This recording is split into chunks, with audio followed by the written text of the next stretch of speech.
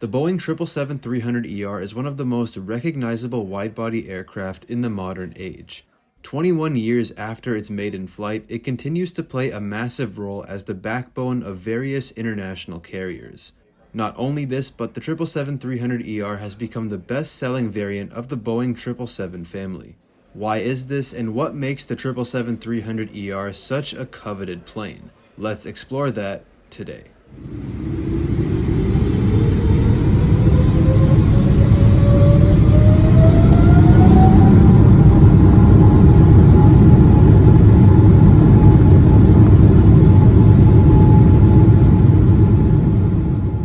The 777-300ER took its maiden flight in February 2003. The plane was intended to be a higher capacity and longer range version of the initial Boeing 777 variants. That's actually why it's called the 300ER, with ER meaning extended range.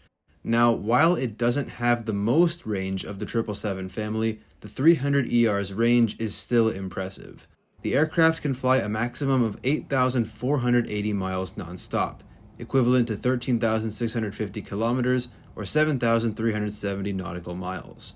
When talking about the 777 family, the plane is only surpassed by the long-range 777-200LR, an aircraft practically built for ultra-long-haul voyages. But the 300ER soon became so popular because it offered the best of both worlds. The aircraft combined the already impressive range of the older 777-200ER and the increased capacity of the 777-300 non-ER. This meant that airlines could fly more passengers further distances, easily making more money on prime long-haul routes. It was this fantastic combination that contributed to the 300ER's quick success.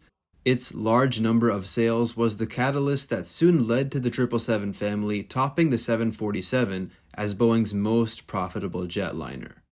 The 300ER continues to be the world's largest twin-engine aircraft in revenue service, at least until the new and improved 777X enters service. Now, Boeing is a mess these days, and that's a massive understatement. So who knows when the 777X will actually start flying passengers. Anyway, back to the twin-engine point. One of the most famous features of the 777-300ER, as any aviation enthusiast knows, is its engine type. The General Electric GE90-115B is the most powerful engine ever fitted to a commercial airliner to date, with a maximum thrust of 115,000 pounds or 510 kilonewtons. These large and powerful engines make it easy for the 300ER to easily achieve efficient operations over an extended range. It's this reason why the 777's increased efficiency led to it replacing older four-engine aircraft like the Airbus A340-300 and the Boeing 747-400. And on an unrelated note, the GE90 has got one of the most recognizable sounds of any engine. I don't think you can argue with that, especially on takeoff. Actually, the audio in my video intro is of a GE90 115B engine spooling up on takeoff from a flight I took on the Qatar Airways 777-300ER. And here's the actual clip just for good measure.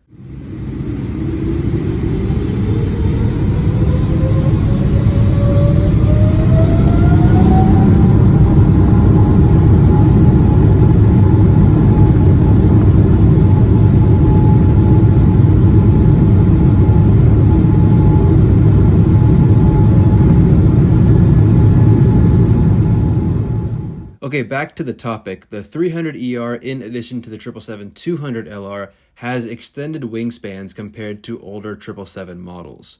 Both have the same 212-foot wingspan featuring raked wingtips that allow for reduced drag and in turn more efficient flying because less drag means less fuel consumption. So those were the external improvements that made the 300ER so appealing, but what about the cabin itself? Well, being one of the newest 777 variants, the 300ER offered various improvements concerning the passenger experience. Its cabin boasted larger overhead bins that offered passengers more options to store their luggage. Furthermore, the aircraft was fitted with improved lighting. Mood lighting settings, for example, could make the cabin environment appear more welcoming and relaxing for passengers. The 300ER's cabin is also slightly wider than previous 777 variants, allowing for more seat width and legroom. Unfortunately, this is not always the case, and it's actually this reason why most airlines have opted for a 343 configuration in economy class. Despite this being the norm now across most 777 operators, many feel that this configuration is a bit tight, especially in economy, but I digress. The larger cabin also plays a significant part in cargo operations, as we have come to know. Though unintended when the plane was first designed, we saw airlines use the passenger cabins of their 777-300ERs to carry cargo during the height of the pandemic when barely anybody was flying.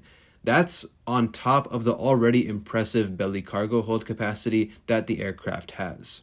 Now, being a newer plane, the 300ER in most cases than not features newer in-flight entertainment systems with larger screens and Wi-Fi connectivity on top of it all.